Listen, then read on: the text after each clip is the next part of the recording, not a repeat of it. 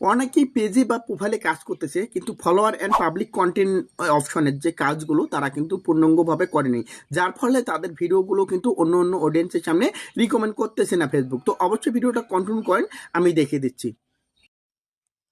তো অলরাইট আপনারা আপনাদের পেজে চলে আসবেন। আসার পর এখান থেকে দেখতে পাচ্ছেন থ্রি ডট যে অপশনটা, জাস্ট এই অপশনে আপনার ট্যাপ করে দেবেন। তো আপনি এখানে ট্যাপ করে দিলাম। এখানে ট্যাপ করার পর উপরে দেখতে পাচ্ছেন সেটিং যে লোগোটা, জাস্ট সেটিং লোগোতে ট্যাপ করে দেবেন।